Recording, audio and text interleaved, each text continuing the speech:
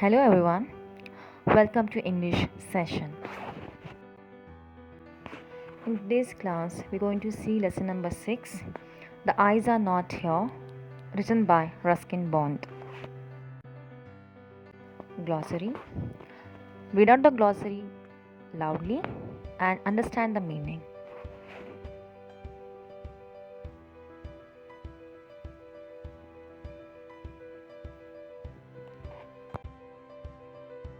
About author. Ruskin Bond, one of the finest storyteller in English in India, was born in Kasoli in 1934. He has written several novels, short stories, and books for children. He was awarded Padma Shri in 1999 for his contribution to children literature. The Room on the Roof, written when he was only 17. He won the John Ryle's Memorial Prize in 1957. Many of his stories are based on Mussoorie at the foothills of Himalayas where he lives. Let's start our lesson. So in paragraph 1, 2, 3, 4 and 5. So here the narrator says that he had in compartment to himself up to Rohana, and then a girl got into the compartment. So probably we all know that they were traveling in a train, and then he saw a girl got into the compartment at Rohana, and they were couple. The couple outside the train, they were giving a lots of advice to the girl, and the narrator has assumed that they must be their parents because they were very much anxious about her comfort, and the woman gave the girl detailed instructions that the lady has given the instructions that what you have to do, where you have to keep your things, and you should not lean out of the window, and you should not talk to a stranger. So that is how the narrator have assumed that they must be the parents. And then that time he was totally blind. The author, the narrator, he says he was totally blind. He could not see the girl, only he can just sense to the light and the darkness. Okay, and he was unable to tell that how the girl looked like. Okay, but he came to know that the girl was coming because she wore a slipper, and he got a sound of the slipper,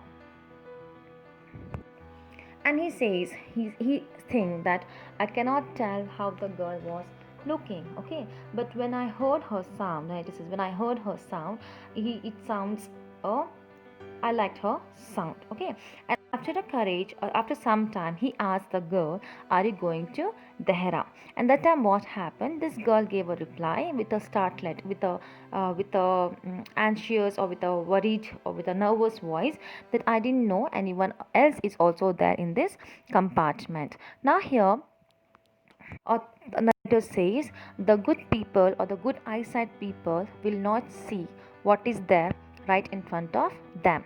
Okay, and the people or the good eyesight people or the average eyesight people, they will only see what is essential or what is necessary for them. That is how the conversation started between the narrator and the girl. So in this picture you can see a narrator is sitting in his seat compartment in a train. In this paragraph, now the narrator says that even I didn't see you, but I heard through your sleeper. Okay, and he trying to hide, to find out from the girl that he was a blind. So he was trying to manage that the girl shouldn't find out that he was a blind man. And then she gave an answer that I am not going to Dehra, but I am going to Saharanpur, and there my aunt is coming to pick me. And then he said, "Oh, that means I shouldn't be very close to you because I heard aunts are very much strict, right?" And the girl asked him, "Where are you going?" So he says, "I'm going to Dehra. I'll get down to Dehra, and from there I will go to Mussoorie." And when this girl heard about Mussoorie, she says that I wish I were also going to Mussoorie. I love Mussoorie very much, especially in the month of October. Now narrator started saying, describing about the Mussoorie. So he says, "I love Mussoorie in the month of October too, because the hills are totally covered with your wild dahlias, that's the flowers. The sun looks delicious, and the night time you can have a campfire, okay, and listen some soft music, and that's how we can enjoy the Mussoorie. And you even say that too many tourists who comes to India to visit Mussoorie, and that's awesome in the month of October. You can see a picture here in a slide. It's a train compartment, a man narrator and a girl is there, and they are talking to each other. Paragraph 14 to 23. So now, after he describing about Mussoorie in the month of October, the girl was quiet. The girl was silent, and he wondered whether his words had touched her, or whether she thought that that he's a romantic fool. And then after a few seconds, she asked a question, and when she asked a question, his doubt was clear. He came to know, or he realized, that the girl didn't take him as in a wrong way. So she said, why don't you look outside the window and you can enjoy the sight. So what did he do? He just moved a little bit towards the window, and he put his head he just leaned on the window and was just acting like he's seeing outside from the window. Okay, and then so he can hear the engine sound, he can hear the panting of engine, he can just hear the rumbles of the wheel. Okay, so all was in his mind. And then he said that what, when the trees are moving, when we seem to be standing still. So he says, I ventured, I had discovered. And the girl says, it always happen. Okay, and he says, do you see any animals? Then he said, there are hardly some animals left in the forest near the Hera. Okay, and after a few seconds of silence, he was quite daring. He was confident to talk with the girl, because he came to know the girl will not take him in a wrong way.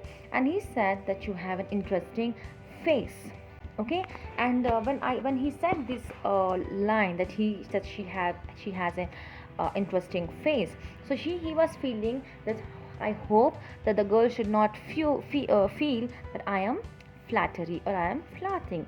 And she laughed and she said, thank God that you said that I have an interesting face too, because people always says I have a pretty face. Picture of a moving train, where you can see the greenery, the nature. So from paragraph 24 to 31, then the the narrator says that, oh, you have a pretty face too. Then he said, even an interesting face can also be a pretty. So she replied, that you are a good person, but why are you so serious? So he just laughed for the thought, but inside he was feeling troubled. He was feeling lonely. Because the next station will be hers, where she has to get down. And he told her that you will be the next station will be yours. And she says, thank God, because she doesn't like a long journey. She just like a short journey, because she can't bear to sit in a train for more than 2 or 3 hours. And yet I was prepared her to almost any length of time. So he says to himself, he just inside feeling, he was thinking like, but I can sit here for a long time just to talk to her. Okay, and then the train she left the train, she would forgot. And then he's saying like, so when she get down from the train, maybe she'll forget this encounter, maybe she'll forget this moment, but definitely I my this moment I will never forget in my rest of the journey. And after some time, the engine whistles string, the carriage, the wheel sounds have been changed, the rhythm have been changed. And she just got up, she just collected all her things, and but there something was running in his mind.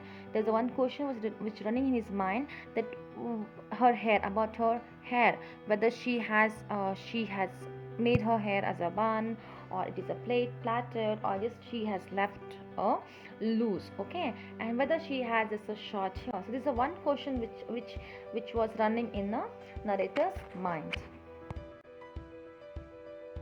In paragraph 32 to 37, so as the train drove slowly into the station, outside there were the vendors, right, who called you for tea, coffee and samosas, right? So there was too much of noise outside, and from that there was a high pitched female voice near the carriage door, and he guessed that must be her aunt. The girl got up and she said goodbye, and when she was very close to the narrator, he can smell the perfume from her hair, okay, and he wanted to raise his hand and touch her hair. By the time she already moved away, but still the smell of that perfume where she was standing, it was there itself, okay, there was itself, and he was not able to forget that smell, okay. And then there was in 36 paragraph, there was some confusion near the doorway.